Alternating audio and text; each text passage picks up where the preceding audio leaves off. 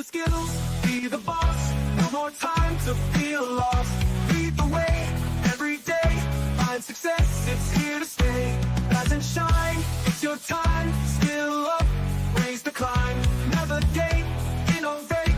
It's your fate, don't be late. Get the skills, be the boss. No more time to feel lost. Lead the way every day. Find success, it's here to stay.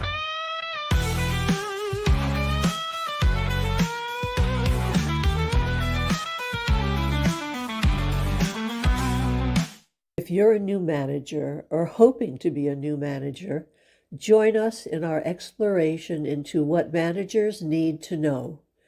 This program will set you up for success by building your knowledge and confidence in the skills you need to be effective. Hello, and welcome to What Managers Need to Know. I'm Deb Laurel, and I'm very happy to see you here with us today. We have been looking at what managers need to know about team building. And on the first week, we looked at the different team elements and team characteristics.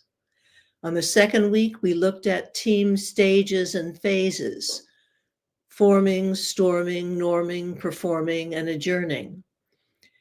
Then we looked at operating principles. I'm sorry, I can't read. Operating principles, and then overcoming the 5 dysfunctions. And now we're at high-performing teams. What do they do? What do they look like? And how can you measure your team against them? There are 10 rules according to Daniel Stewart: unity, results, commitment, accountability, celebration, conflict, roles, decisions, flexibility, and talent. What you don't see there is collaboration, but you will find it throughout as we talk these through. Rule 1 is unity, to show a united front, that it's all right to debate in private, but when in public, we need to support each other and support the ultimate goal of the team. So team members should not all think the same or even act the same. Well, they're individuals, and that should be obvious. However, once a decision has been made and a direction set, it is very important that a common message is consistently shared with others outside the team. When one person speaks, they need to represent the team. And some teams decide to identify the one person who will represent them. Rule 2 is results. Agree to a performance-driven purpose that everyone can articulate. So if you ask each person on the team what the team's purpose is, they should all be saying the same thing. Clarity on purpose around measurable outcomes is key for a great team. We all need to know where we're going and what it's about and why it's important. Rule 3 is commitment. Display commitment and urgency to accomplish goals and objectives. So it's all right to be dedicated to complete your own goal. However, if you're a member of a team that's striving to be high performing, your commitment to the team's goals need to be equal to or greater than your commitment to your own personal goals. Members of great teams aren't just spectators, but active players on the team with a desire for everyone to succeed. So that means that they're looking around, and if there's someone who needs help, even though they don't know it and don't know how to ask for it, they should be there supporting them. Rule number 4, accountability. Be uncompromising on accountability. Do what you say and provide feedback. A team does not accomplish something. Individuals working together on a team accomplish something. So clearly articulate the goals and expected behaviors of the team. Then identify what happens when someone does not live by these standards. Create an environment where you can check each other and support each other for the benefits of the team's desired results. This is where having operating principles, which we have discussed, becomes very important so that everybody understands what's expected of them and what the consequences are if they don't meet those expectations. Rule number 5 is celebration, to reward and recognize the team, not just each individual. Too often, incentives of team members are still about individual achievement. Team incentives, whether they are monetary or intrinsic, need to support the team effort and outcomes. Build ways to champion and catch positive contributions at an individual and team level. Rule number 6 is conflict. Manage conflict and disagreement in open, healthy ways. We have talked about the fact that there is this myth that if you're in a team, there's no conflict. Well, there are individuals. Individuals have different perspectives and perceptions and needs and interests, and those can sometimes clash. Teams need to be safe places for discussion, debate, and diversity of thought. So here we're talking about psychological safety. Great team members encourage alternative perspectives, both from themselves and from others. And they resist the cognitive storytelling and assumptions that may silence or ignore great ideas. So people need to feel safe to speak up, but also not take that conflict personally. Use it as an opportunity to expand their options, see different perspectives, to approach this with a growth mindset rather than a fixed mindset. Rule number 7 is roles. Understand the roles, responsibilities, and handoff points between teams. Successful teams are clear about who leads the meetings, who makes assignments, who follows through on assignments, and who can be expected to pay attention to team processes. Great teams clarify their relationship with other teams, what they expect from other teams and what other teams can expect from them. The team needs to know what's going on upstream and downstream. We're not talking about being siloed. We're talking about having open conversation and dialogue and being clear about who does what.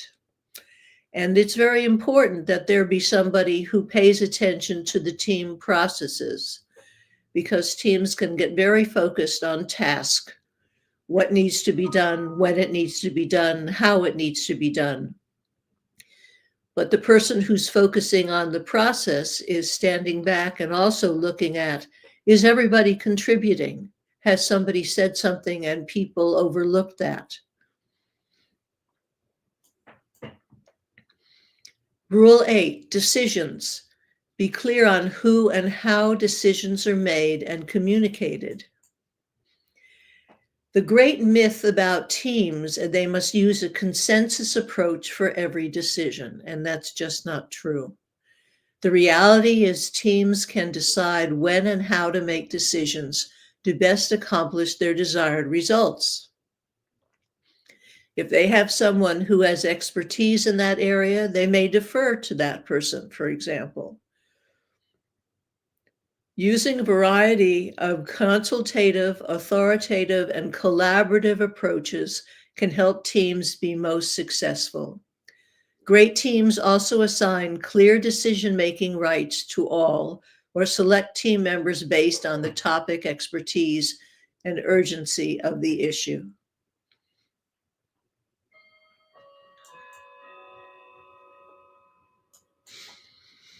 Rule 9 is flexibility.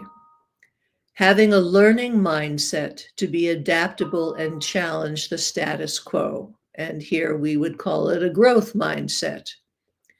Great teams maintain a healthy balance between respecting current practices while keeping an open eye to the new ways of doing things. They have a learning or a growth instead of a fixed way of thinking. They're willing to explore innovative approaches to improve the organization and better meet the needs of customers, shareholders, and employees. Given the fact that things change constantly in the world of work and in life itself, the team that is inflexible is not going to perform well and is going to be either in the storming, probably caught in the storming stage of development. The 10th rule is talent. Match the strengths and develop others to achieve the team's purpose. Each member of a great team has a unique background that enables them to contribute to the results of the team. And it's important that each team member knows what those strengths are so they can play to them. And if one member lacks certain expertise and then knows the other has it, then it makes perfect sense to pass off to that person. Team members on high-performing teams seek out, develop, and leverage helpful skills and perspectives instead of denying, ignoring, or discounting others. They focus on personal improvement through a mix of on-the-job coaching, mentoring, and training opportunities.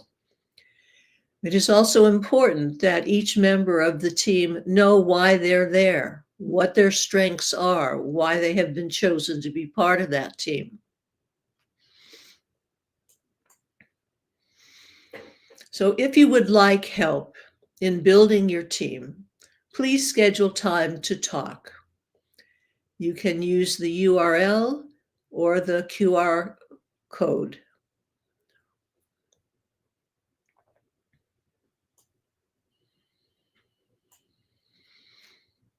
That concludes our look at team building skills. What we will begin next week is a series on change management. We're going to look at an 8-step process that focuses on assessing the needs, analyzing potential reactions, preparing plans and making decisions, establishing timelines and communicating what they are, implementing, monitoring, and evaluating.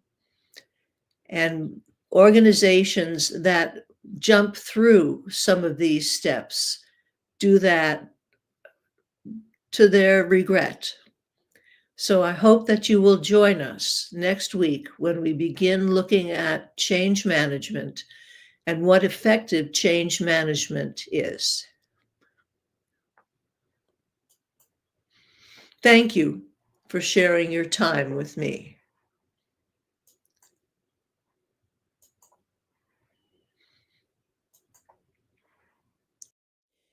Thank you so much for coming and participating in our discussion of what managers need to know.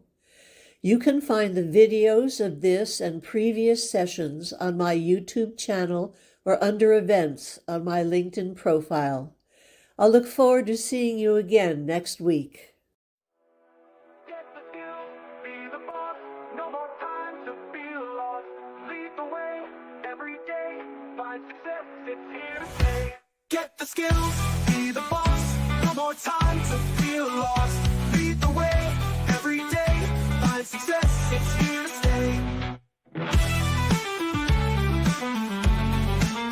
It's here to stay. Oh, it's here to stay. It's here to stay. Yeah. Get the skills, be the boss. No more time to feel lost.